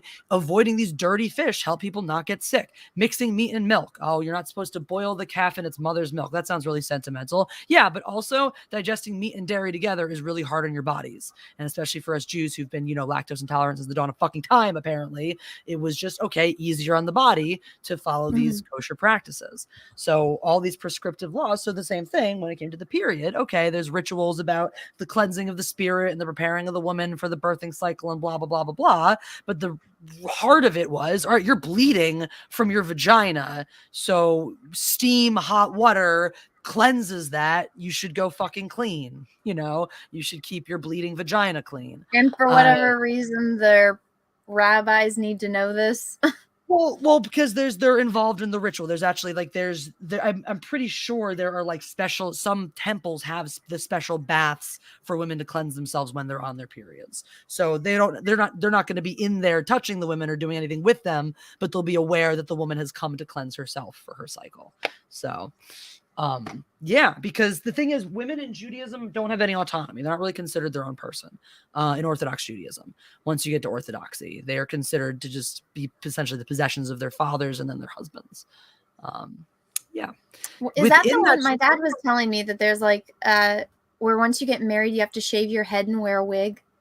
Yes. Or it is considered improper for a married woman to show her hair to anybody outside to a man other than her husband, basically. So there's all these weird, gross things. She's not supposed to show any of her skin either. She's supposed to say you cover her shoulders, cover her skin, almost to the level of that a Muslim woman would, basically, except not all of her face and stuff. But yeah, because she's supposed to hide her beauty from seducing men because they're weak and sinful. It's pretty fucked up. That's why I love Judaism. I love the culture. I love so many aspects and elements of it. And once you drop as with the case with most religions, once you drop the extreme elements and the heavily prescriptive elements, there's a lot of good to be found. There's a lot of positive community building, family building elements. Judaism more so than other religions, because a lot of our lasting permanent traditions were built upon our survival. We're built upon necessity. I mean, now in the Haggadah, which is our text for celebrating Passover, there's a section about remembering the Holocaust. The Holocaust didn't fucking happen when the Haggadah was written. The order of the Seder to do Passover was created hundreds of years, thousands of years before the Holocaust even happened.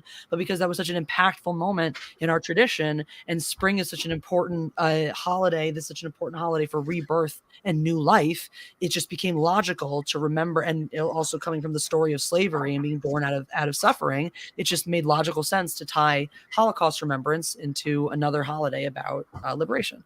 So no kidding. It's those elements. It's that living, breathing cultural element of Judaism that I love and think is beautiful. And part of that is being such a small clan, adding those elements, building those stories, building upon the oral tradition, even as we've moved into this digital age, is part of what keeps Judaism rich and alive. There's a new tradition that's really become really pervasive. That obviously has now taken on certain identity politics things. But way before that even happened, it became this thing to put an orange on the Seder plate. The short version of the story was back when more reforms were happening at the conservative level, they were fighting to have women be allowed to go onto the bima, the little altar, to get bat mitzvah themselves, to be honored equal to the way that the men were in the community. And a rabbi said a woman belongs on the bima like an orange belongs on the Seder plate. So to prove that women did belong on the bima as well as men, people started putting an orange on the Seder plate. And okay, that's, to me, is cool. I love that kind of those kinds of traditions, that evolution. Now you have Reconstructionist Judaism, which is social justice Judaism, which wants to go in and change the text of thousands of years old prayers so that we don't refer to God as being a man, so as not to offend people. And so we also don't refer to him as God in those specific terms, but as some sort of more, Native American-esque, all universal earth God, goddess, whatever thing, so we don't offend anybody with notions of binary gender. And that to me is just as bullshit as orthodoxy. So I don't buy in any of that crap. That's no. Jeez. But. Well, I just thought it was strange when I saw that the podcast, and I was like, wait, hold on. What do you mean that they monitor menstrual cycles? I'm like, that's weird. That's creepy. Yeah. I don't like this. So on a scale of 1 to shut the fuck up, Jesse, how much more information was that than what you wanted? No, all pretty informative. Oh, speaking of Judaism, did you hear about the fucking standoff in the synagogue? No.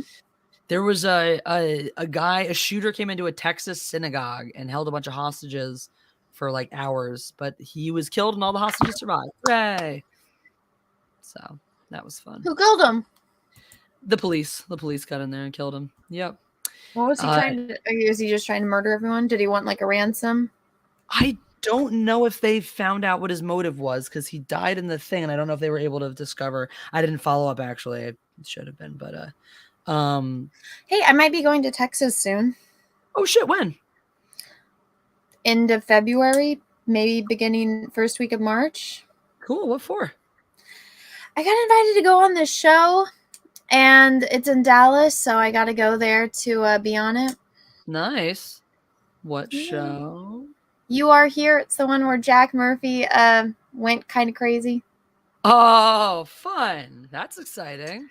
Yeah, it's going to be interesting. But then my dad kind of psyched me out. He's like, what is it? And I was like, oh, it's this show. It's kind of like a talk show. And he's like, oh, and I was like, it's connected to this one channel. And he's like, Anna, that's like super like political. And I was like, really? It is? And he's just like, don't you research these things? And I was like, well, no, they just asked me. They're really nice. I'm like, I didn't see any politics on there.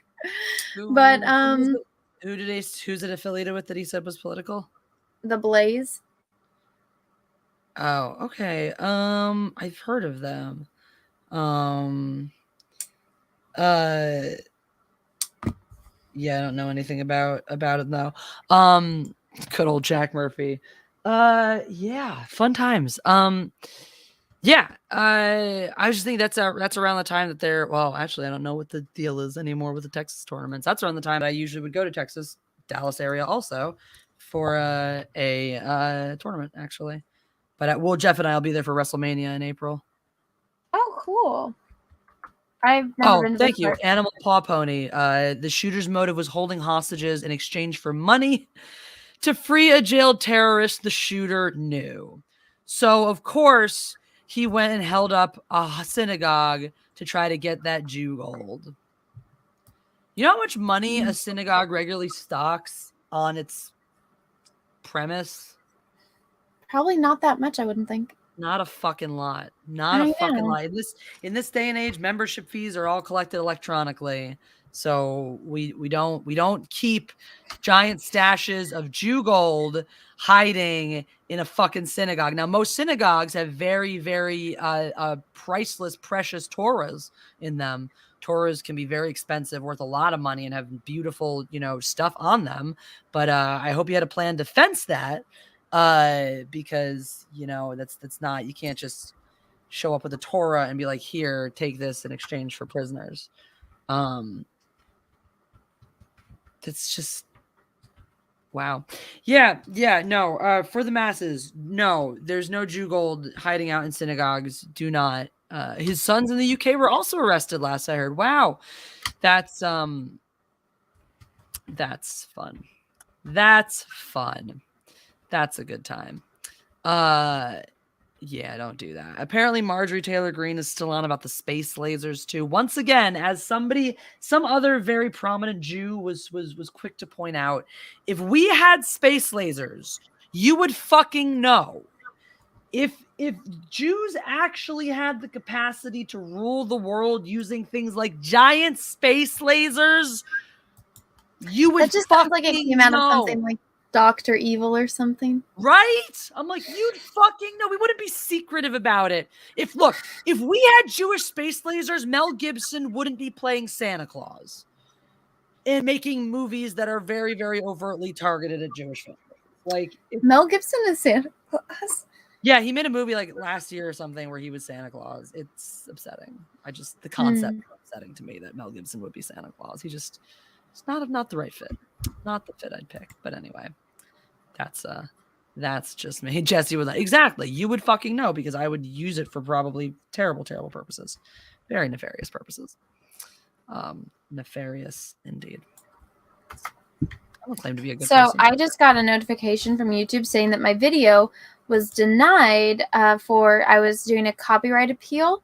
Mm-hmm. This is a video from 2019.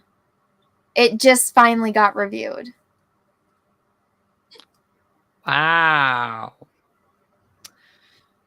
Well done, YouTube. December 2019. It was for my reaction to the Top Gun trailer. Wow, that seems just like that reminds me of the time that a guy that had ghosted me in spite of me having texted him being like, yo, if you don't want to date anymore, just say so. I don't care. And he was like, no, I totally do. I'm just busy. And then ghosted me. And then like 4 months later was like, hey, we should talk about this. Yeah, I don't want to be in a relationship right now. And I'm like, I know you ghosted me 4 months ago. Why are you telling me now? Like, I get it. You suck. It's moot at this point. We've moved on from this. Why did you need to remind me that you still sucked 2 years ago and continue to suck to this day? Because they're stupid is what I would say. I would say that too. Did Top Gun ever come out? No, it hasn't come out yet. I don't know when it's supposed to. I'm sure. I know it suffered. That was one though that I think suffered COVID production delays because it was like only early in production, I think, before COVID happened. So they filmed enough to make a trailer, so they must have already started filming. Well, wasn't that the movie, or was it the new Mission Impossible one that Tom Cruise was flipping out because that had resumed the Mission shooting? Impossible? It was Mission Impossible. Okay, so maybe they had. So, oh my God, story time! I finally watched the first Mission Impossible movie. Yeah, what'd you think? I think I had seen it before and I just didn't remember it. And I watched it and I was like, oh, Emilio Estevez is in this. And then he died. Right. And I was like, what the fuck? That death haunted me. From the first time I saw that movie, that death haunted me. It just was creepy. I was like, if he would have just crouched down, he wouldn't have died because it didn't go. Right, it stopped. Exactly. I was so mad. But okay, I figured it out instantly. I was like, oh, that's the bad guy. Yeah. Like immediately. Yeah. And then the whole time I'm watching it, I'm like, well, it's him. It's obviously him. And then when Tom Cruise finally figures it out, I'm like, fucking finally, bro. And I don't know. I thought it was really boring. Well, Mission Impossible 2 is my favorite, so whatever. Okay. That's the one with Dougray Scott, right? Is he in his prime in that movie? Because he used to be really cute. Okay. He's like did you ever watch Ever After with Angelica Hudson and yes, and he's the prince in that movie. I know. That's like when I saw him in Batwoman, I'm like, what happened? Like, why aren't they feeding you? You used to be like big and bulky, and now you're like a twink. Have you never seen Mission Impossible 2? Not that I know of. Okay. Can we watch it together sometime soon? You don't want to watch it with me. I'll just piss you off. I got so bored. Fine. Anna, it's a John Woo film. Yeah, so it's going to be boring. Do you know what things John Woo is known for having in his films, right? Ridiculous music with epic, let me flip my jacket and my hair. 2 things. Doves and fire. Doves and fire. Yes, whip pans and unnecessary slow motion and repetition of shots over and over are just the gravy on top. But doves and fire, and Mission Impossible 2 has those in spades. It's different. It's different than any of the. The funny thing is, it lays the groundwork for the way the series goes way more than one does. Like, one is its own thing. One is the only movie that's really based around the TV shows, the old TV show. And then from there, 2 really sets its own identity as more of an action film than an espionage film. And it sort of follows that thread more from there. Well, you don't have to like Mission Impossible 2 Andy McCallum. You can be replaced.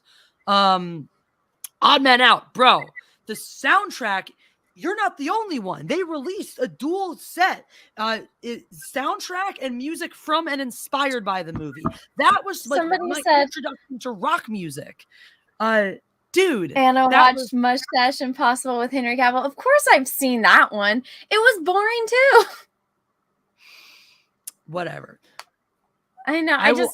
I watched the one where they go to the Dubai and they go on the tallest building in the world. I saw that one in theaters with my dad. I'm pretty sure I fell asleep. I don't like that one. I do think that one's boring. I think 3 is boring. Baby Outlaw. Okay, well, I'm gonna make you watch 2 as well. 2 is. Oh no, Peaches was getting mad at me. You're actually gonna like 2 though, because you don't like any of the other ones.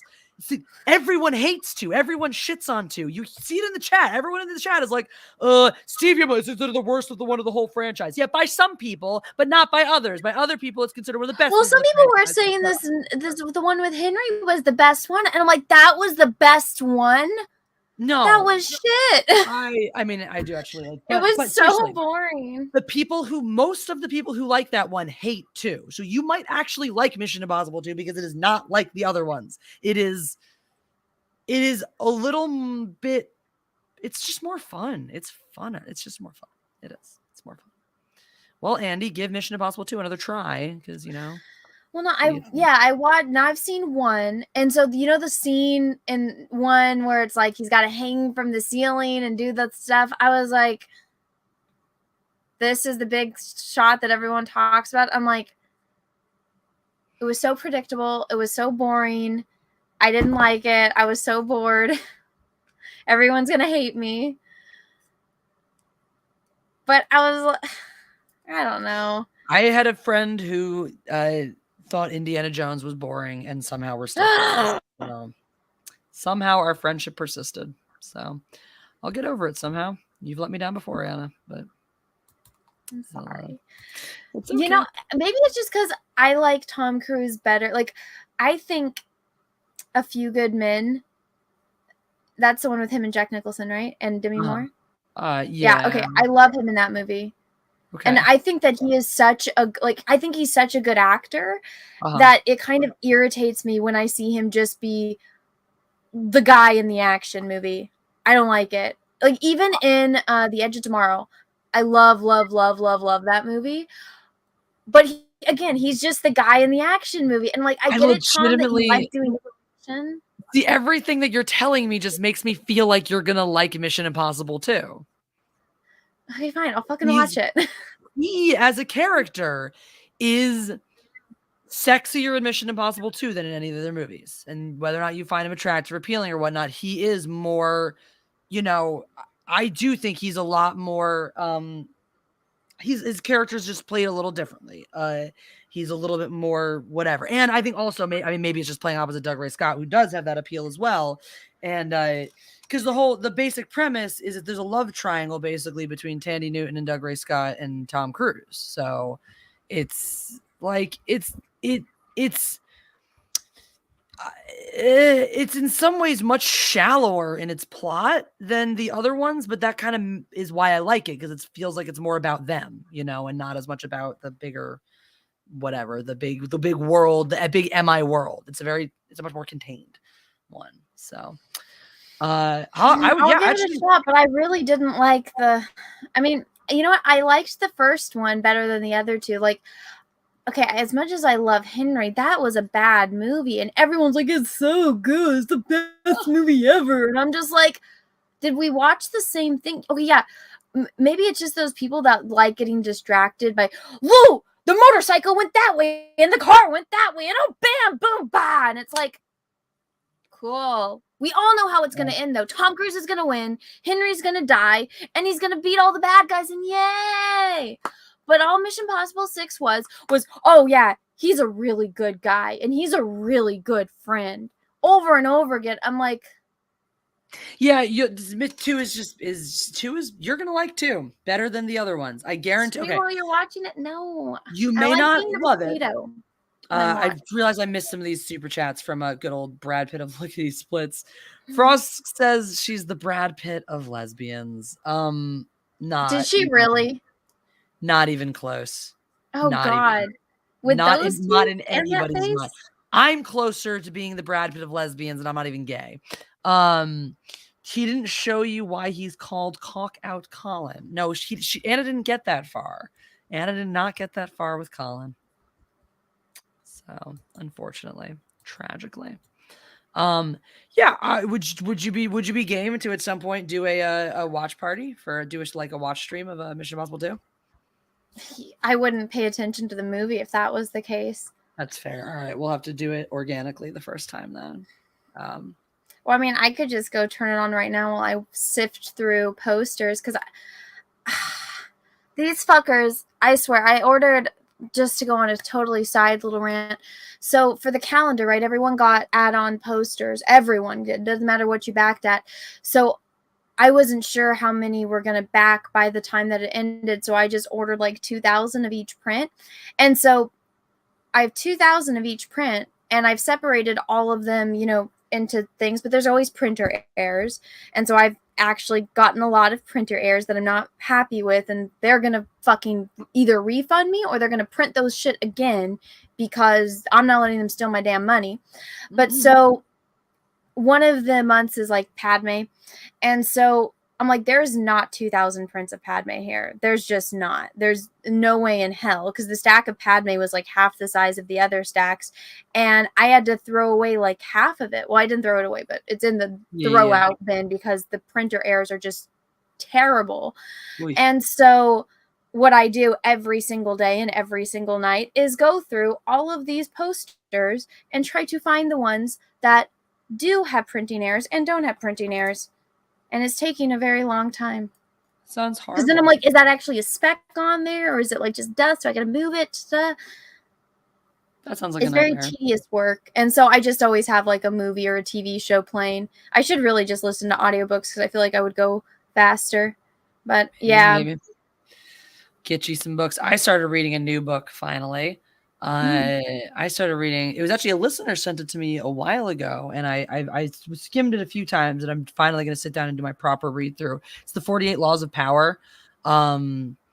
It's so far a good read. I've already pulled out a Friedrich Nietzsche quote that I very much responded to, and I'm like, oh, this is good. But anyway, yeah, because I figured if I'm going to rule the world one day, I should have all of the tools at my disposal. So, yeah, it's fascinating. I've already just in realizing it. It's just because it's like, if you've ever had trouble moving up or gaining power, this or that, you have made one of these, you have transgressed one of these laws. And I'm like, oh, well, that's what I did over there. And that's what I'm already like, God damn. And then right in the prologue, it's like, the ability to analyze your own mistakes is what will lead to you amassing power. And I'm like, well, God damn, I'm on my fucking way then, because I'm already like, you learning from your mistakes? Check. And mate, I am on my fucking way. It's a beautiful world. It's a beautiful world out there, and I'm gonna rule it. So it's a whatever world, and I need to rule it. What's that from? Some of you should know. Anna knows. Well, deep down inside, she knows. I showed it to her. What did you say? I can't remember the beginning of the quote, but it's like something. It's a blah world, and I need to rule it.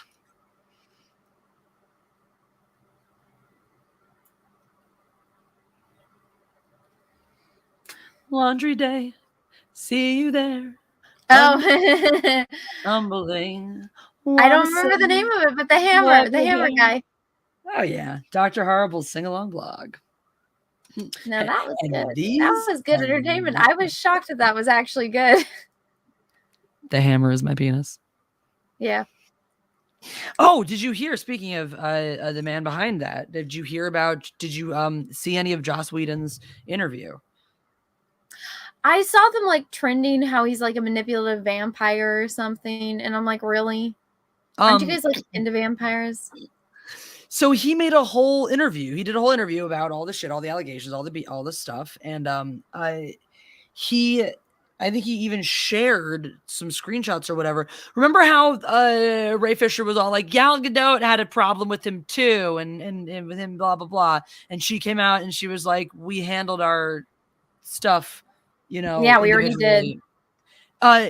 He spoke about that and he shared it. And it was like it was like she sent him an email. They had a quick email exchange. It was like a mistranslation kind of thing. Like she barely spoke any English. She misinterpreted something or mistranslated something or whatever it was, and it was like one and done. And like so, the like hilarity of everyone blowing up this. Oh, they handled it privately. What's this big secret private scandal? There's no fucking scandal. It was just some bullshit. And the reason why it was never that bigger thing was never made out of it was because there was nothing to be made out of.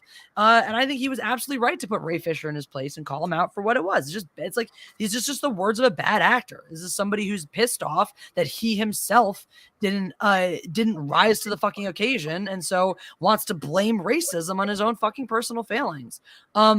And he also pointed out, which I fully believe was an uphill battle for him, that he came onto a hostile set. He came onto a set where people for some reason were blaming him for treating him like he was a scab that stole this project away from Zack Snyder, and weren't really agreeable with him. So I'm not defending every action the man's ever taken. I mean, he's copped to having affairs, which I can't condone.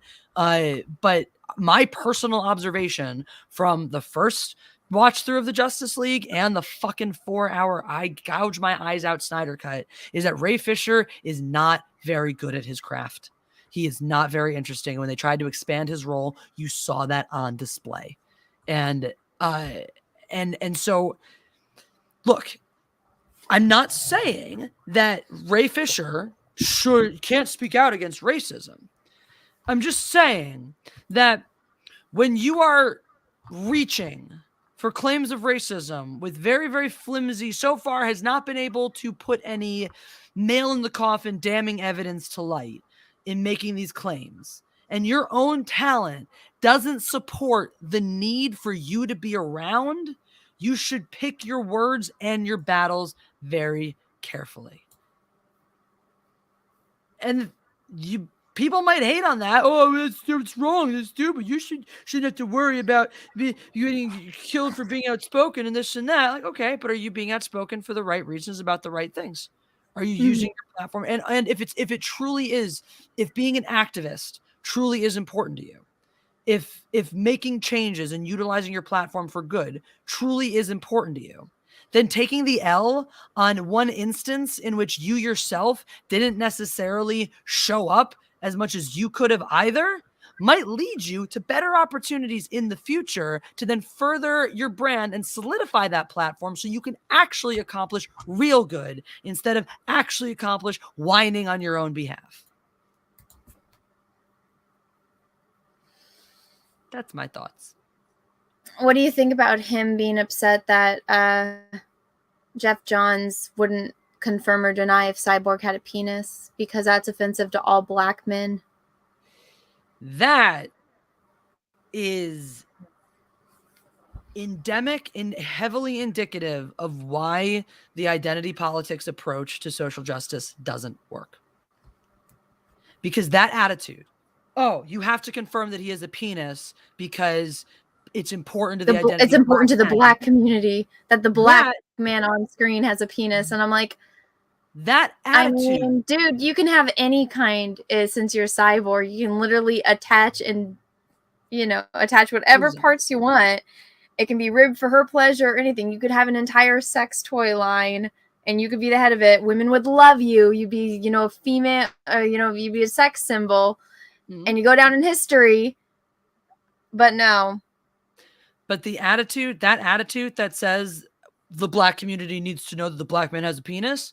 That it falls under the category of, oh, what social justice button phrase, what trigger phrase does that fall under the, oh, that's toxic masculinity right the fuck there. That is like textbook toxic masculinity according to those people. But you can't neg on Ray Fisher or you're racist. So how do you extrapolate? How do you extract cultural attitudes that are problematic from cultures that are categorically oppressed? Because there are categorically oppressed cultures that have categorically problematic values. So what do you do about that, bitches? What's your answer to that?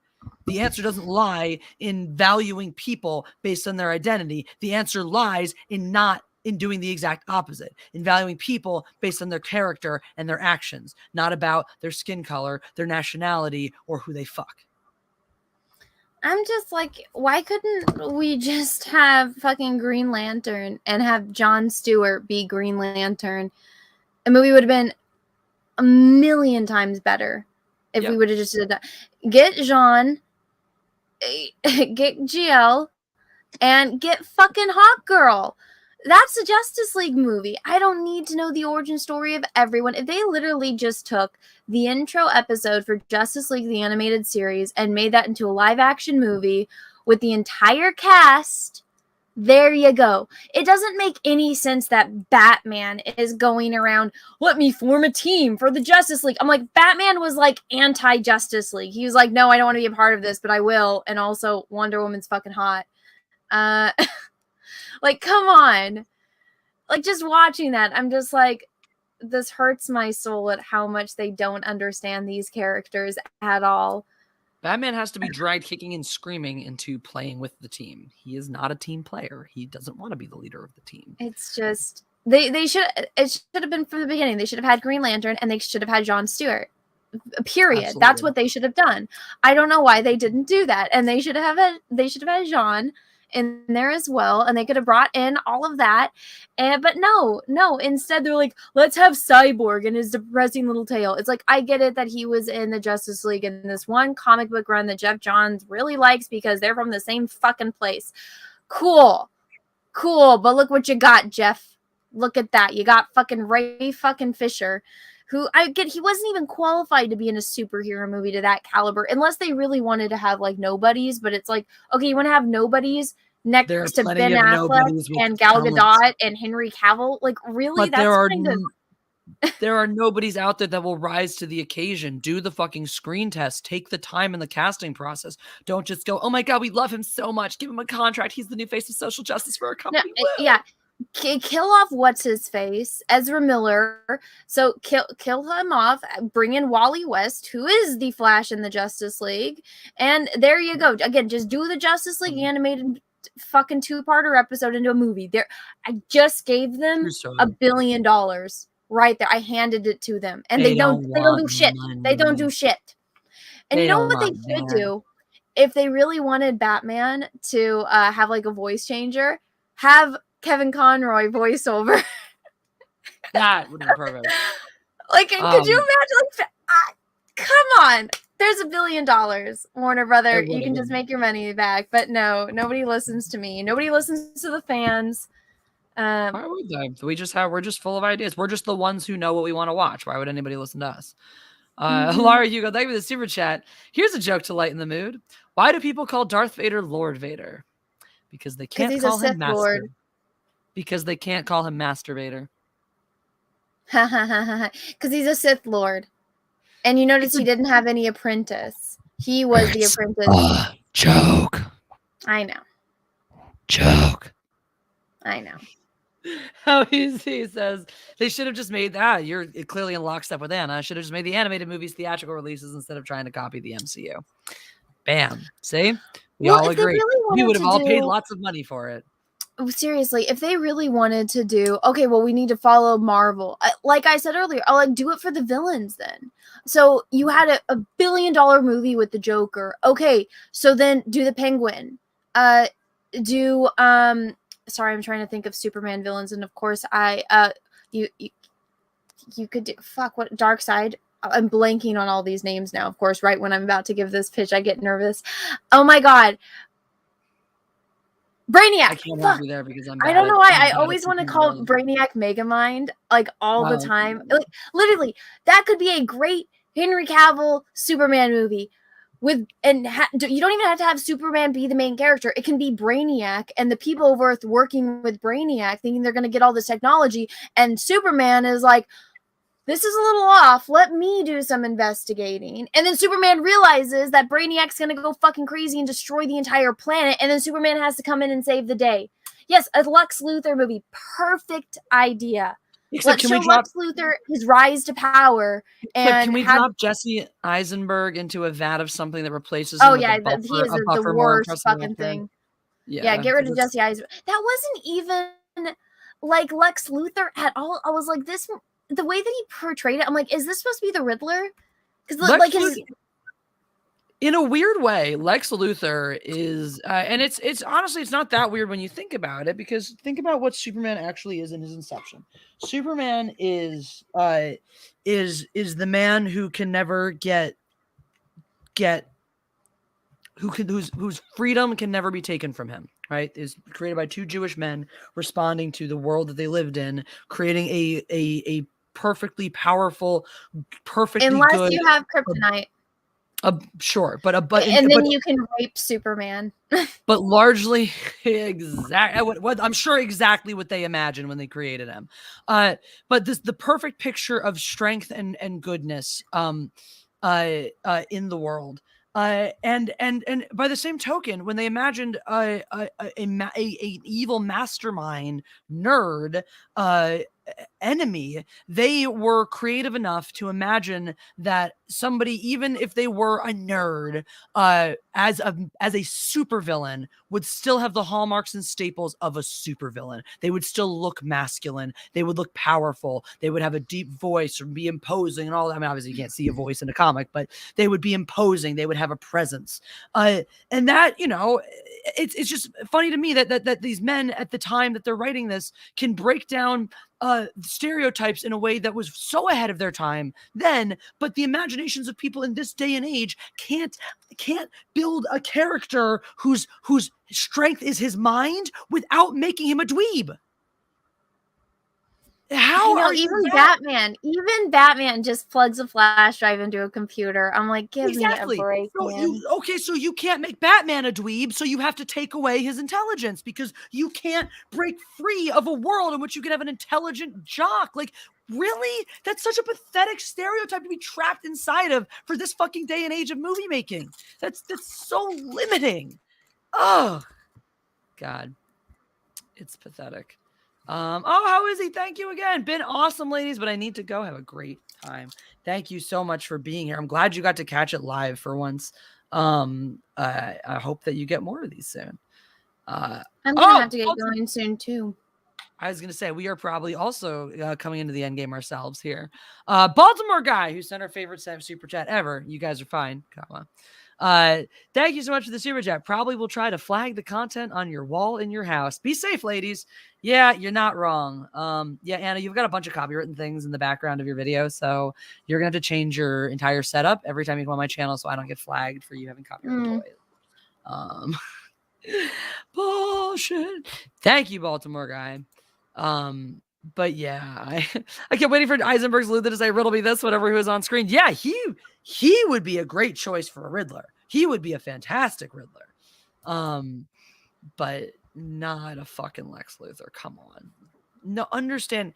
That's another thing too with this bullshit anti, this new social justice. I can be anything I want. So I want to play this type of role. It doesn't matter if I'm suited for it. I'm Mr. Me, selfish actor, and I have the presence and the power to do it. So that's why Zendaya's in literally everything. That's why Tom Holland's in literally everything. That's why you have people stepping into these shoes. Timothy Chalamet picking up roles they have no business picking up. To be fair, Timothy Chalamet is a really good actor, though. That's maybe true, but it just feels like he's suddenly everywhere and doing everything and things that literally just thinks he's not old enough. He just has a really good agent. He has a good agent, and I think out of all the people that are in everything, he's really good. But I just mean they cast him older than he should. But I mean, like, so they'll cast him sometimes like older than he should logically play, like kind of the way they do with Jennifer Lawrence when she first. And there was one thing I'm trying to remember the new thing where that was like that doesn't make any sense to cast him. This was just clearly them going with him when being she the was in Silver Lining Playbook. That didn't make any sense. Yeah, for her, yeah. But I'm trying to remember what it was for him now. It was a recent. It's not. It hasn't come out yet, but it was one of the things they announced for him. But it's just, it doesn't. Yeah, it's again, it's going back to those monopolies. I'm the it guy. I'm the person who gets these types of roles. So give me all of those types of roles, irrespective of whether I'm the right choice for that role or not. And because the thing is, it's not even necessarily that it's above somebody's skill level per se, but they're just not right for it. You know, in some cases, you have perfectly fine actors who are just not right for the part. So that's not being regarded. That's not being taken into consideration anymore. And you go, thank you for the super chat. I also need to go, sending my love to you ladies. Well, I wonder who would make for a good poison ivy. I feel like there's some choices for that right now. If you wanted to make a good according to the Munchkin, not me. She's like, you look terrible with red hair. I was like, oh, I think it looks really, really cool. If she wasn't a bed shitter, Amber Heard looks right for the part, but nobody wants to see her in anything anymore. But who would I put unless her whole salary went to Johnny Depp? Yeah, right. Exactly. If he gets the reparations for his salary, then I'll go see her maybe. But someone like that archetype is who I would think of. I'm like, who? So there's two things I need to do. I actually need to replay KOTOR again because Book of Boba Fett has been taking, even in Mando, they've been taking so much stuff from KOTOR. And I really just need to get to the Tatooine level when all this stuff happens. So I'm like, fuck, I'm going to have to spend like all day tomorrow playing fucking KOTOR. I can either start it tonight, which means I have to get my Xbox out of the house and somehow get it onto this computer or onto one of these and like unplug one of my screens. Or I could do a painting stream and just do all of that tomorrow. What should I do? I mean, it sounds like doing a painting stream and doing that tomorrow is the path of least resistance. Okay. I guess I'll do that. I always take path of least resistance because because you also said you're kind of crashing the caffeine and stuff. So go path of least resistance, get some rest, because then you'll be able to psych yourself up to doing the other stuff tomorrow. That's true. All right, guys, I got to do it. Jack shows tomorrow, but I got an all-day KOTOR stream tomorrow. There it is. She's locked in. I don't know what channel it will be on, or if I should do it on Twitch or my main YouTube channel, but I got to play KOTOR. Definitely do it tomorrow then, because then you'll give people time to figure out where the hell it's going to be. So you've got painting later tonight from Anna. You got KOTOR tomorrow and Jack after that. You guys will get Anna till the end of time, and then maybe more streaming from you this weekend even? Yes, I will be on EFAP this weekend on Saturday. There you go. So a whole nother 12 hours of Anna on Saturday. You guys will have lots and lots of Anna. As for me, I have so much work to do. I don't have time to stream.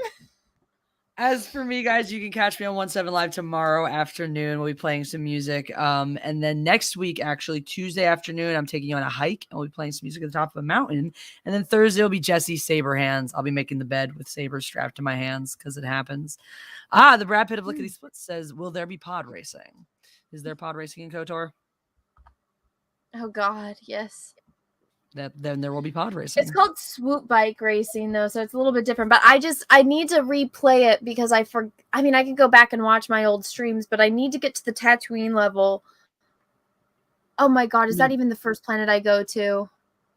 I got to go click through my old KOTOR streams and find all of this stuff. Reasonable. But anyways, yeah, so I'll do an eye painting later in like maybe an hour or so, guys. And then you'll see me on EFAP this weekend. And I guess you're going to see me all day tomorrow playing KOTOR, either on my Twitch or on my YouTube channel. Yeehaw. So you know what's up in the pipeline for me. Stay tuned. The Indiegogo is still in demand for the fencing club. We are working, grinding, moving ahead with that. We had some setbacks that are pushing our opening back a couple of months. The big goal, our summer national tournament is in early July. And so we're really hoping to be fully operational before that, so we can represent, we can have our students represent us at nationals this year. Really exciting stuff, guys. Like this, I don't know. Some people think that following the trajectories of Olympic athletes is cool. And if you are one of those people, then you're definitely going to want to keep an eye on what I'm doing in fencing, because like, I'm not exaggerating. My student is going to be an Olympian. Like, that's what we're working towards. And she's doing the things. Like, I have what every coach wants. I have like the Vulcan mind meld with the perfect student who has the time and the resources to pour into the sport. And she fenced a girl. She's 11. She's like, she barely comes past my hip. She fenced a girl who was 6 foot this weekend and beat her like handily. It's amazing. And then, and then after she was done fencing, she put on a blazer and refereed all day. And it's mind blowing. Anyway, so that's my like second life. Huh? How did you get this student? Sheer dumb fucking luck. She was taking epee at the club that I was teaching lessons out of, which is another weapon. She didn't really like it, so but she saw me giving a lesson one day, and they were really curious about that, and they wanted to try saber. So she came over to me, and it's been pure magic ever since. So it's just been. I had another coach last tournament offer me 27 of his students to trade for mine. Wow. So, and yeah, which is really exciting. It's a very, very exciting place to be. Oh, Holocron Library, Fox, you're making me blush. So that's my double life. I'm starting to post things over on Milestone Fencing Studio, the YouTube channel as well. So if you want to follow the fencing stuff, you can check that out over there. Yeah. I got asked to do my first coaching clinic. I'm going to go out to Las Vegas sometime next month to do a coaching clinic. So look at you. Yeah. So, and now that a friend of mine is one of the coaches, is the saber coach at Northwestern, I am on their hiring list for refereeing their competitions, and reffing the IVs is the best stuff for refs, because it's relatively easy days and really, really good money. So, and it's there you go. Good for you. Only the best of the best get hired for the Ivies, or for the not the Ivies, but the Division I schools and the whatever, not Ivies, but Northwestern, the Ivy of the Midwest, as it were, as it's regarded. Good for you, girl. Yeah, so that's them's is the anyway, I'm just really excited that I'm moving up in the world of I know, heck yeah. That's a great opportunity. It's just really cool because, like, I don't know, you go through those phases where like you're you're making your way in the world of fencing, you're a known person, commodity in the world of fencing, and then you're an institution where you have your own club, your own home base, your own people around your students and whatnot. And I never really expected necessarily to become that institution. I always hoped maybe I would. I always thought that probably was something I'd give a shot at one day, but now that it's happening, the cool part is my role in the whole fencing world has changed, and that's what's exciting. So I'm gonna rule the world. It's gonna be amazing. That's all. I'm off on a tangent now, but we're gonna say goodbye since Anna has 8,000 more hours of streaming left this week. I know, right? All of that. I need to get back to making videos because this streaming stuff kills me. Yeah, I hear that. I've been making songs. I'm gonna try to get. You guys voted on Twitter, and you wanted White Rabbit as my next one, so I'm gonna put out White Rabbit. Soon, as soon as I can get that again, hopefully before the weekend. But yeah, so that's happening. Because of Pimp Master Broda, you might also be getting a metal cover of Rebecca Black's Friday. So you have him to thank. And that's all for today, folks. So remember that practice makes wrong. And until next time, God Empress out.